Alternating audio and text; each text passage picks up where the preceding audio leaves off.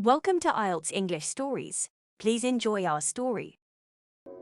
$1,000. Repeated Lawyer Tolman. And here's the money. His voice was formal and distant. Young Gillian laughed as he touched the small package of money. It's such an awkward amount, he said to the lawyer. With $10,000, you can really have fun. Even $50 are less of a problem. You heard your uncle's will, continued Lawyer Tolman. Did you listen carefully? Remember that you must tell us exactly how you spend the $1,000 as soon as you spend it. It's best that you write a list for us. These were Mr. Gillian's last wishes. Of course I will, said the young man politely. Perhaps I'll need a secretary to help me write the list. Gillian put the small package of money into his coat pocket and went to his club. At his club, he looked for old Bryson, who was 40 years old and calm. He was reading a book and took off his glasses when he saw Gilliam. Wake up, old Bryson, said Gilliam. I have a funny story to tell you. Why don't you tell it to someone else? Said old Bryson. You know I hate your stories. This one is better than usual, said Gillian. It's sad and funny. My uncle left me $1,000 in his will. Now what can a man do with $1,000? I thought your uncle was a very rich man with about $500,000, said old Bryson, showing very little interest. He was, said Gillian happily. That's why it's so funny. He left one part of his money to the scientist who will discover a new germ, and the other part to build a hospital that will destroy the germ. Then the butler and the housekeeper got a special ring and $10 each, and I got $1,000. You have plenty of money to spend, said old Bryson. Oh, yes, plenty, said Gillian. My uncle was very generous with me. Are there any other heirs? Asked old Bryson. None, except for Miss Hayden, a ward of my uncle who lived in his house. She's a quiet girl, the daughter of one of his friends. Now, tell me, old Bryson, what can a man do with $1,000? Old Bryson cleaned his glasses and smiled.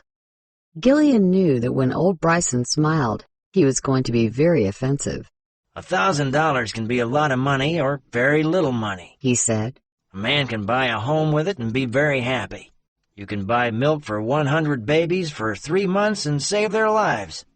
It can give an ambitious boy an education. A man can buy a real Corot painting. You can also live well in a New Hampshire town for 2 years.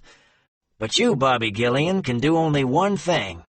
You can buy Miss Lotta Laurier a diamond pendant with $1,000. Thanks, said Gillian. I knew you could solve the problem. Gillian phoned for a taxi. He said to the driver, Please take me to the Columbine Theater. Miss Lotta Laurier was getting ready for her performance. When she saw Gillian, she said, What is it, Bobby? I have a performance in 2 minutes. This won't take 2 minutes. Would you like a little pendant? I can spend $1,000 on it. Oh, all right, said Miss Laurier. Where is my hat? Bobby, did you see the necklace Della Stacy was wearing the other night? It cost $2,200 at Tiffany's. But, all right.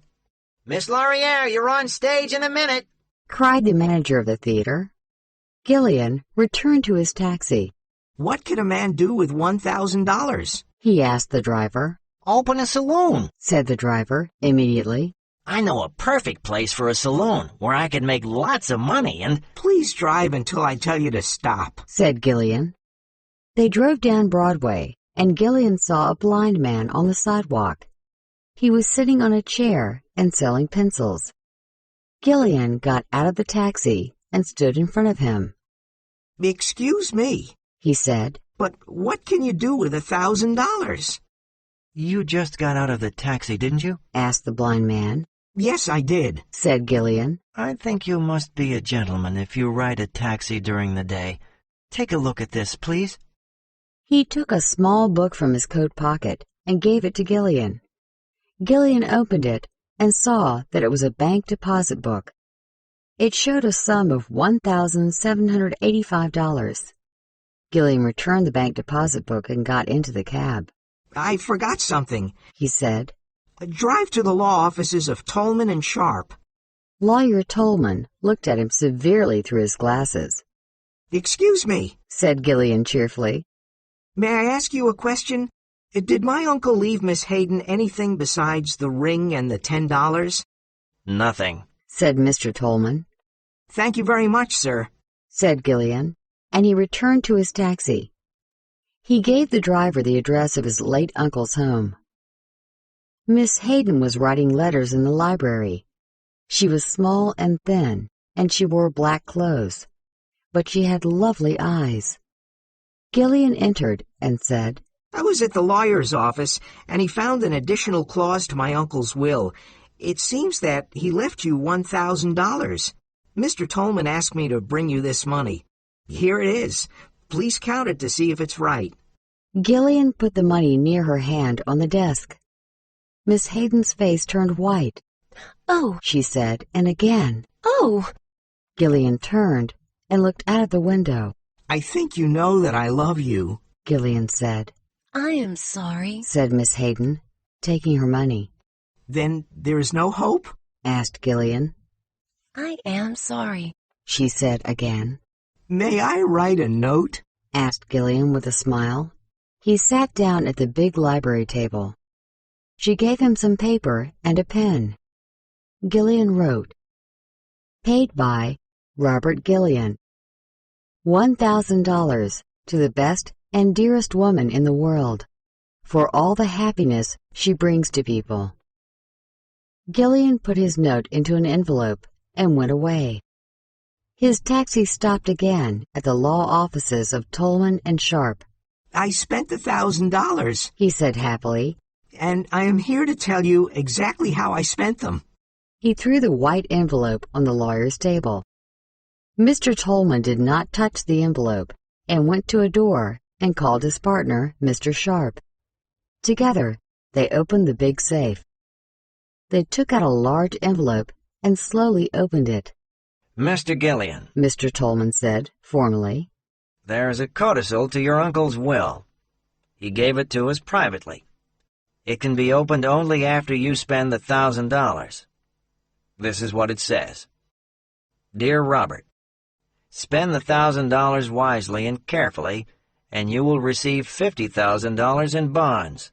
Spend the money carelessly and foolishly, as you did in the past, and the $50,000 in bonds will go to Miriam Hayden, my ward.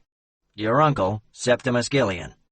Now, Mr. Sharp and I will examine your note and then decide. Mr. Tolman put out his hand to take the note, but Gillian was quicker. He took it and tore it into little pieces and put them in his pocket. Oh, it's all right, he said, smiling. I don't want to disturb you with this. I lost the $1,000 at the horse races. Good day to you, gentlemen. Tolman and Sharp looked at each other and shook their heads.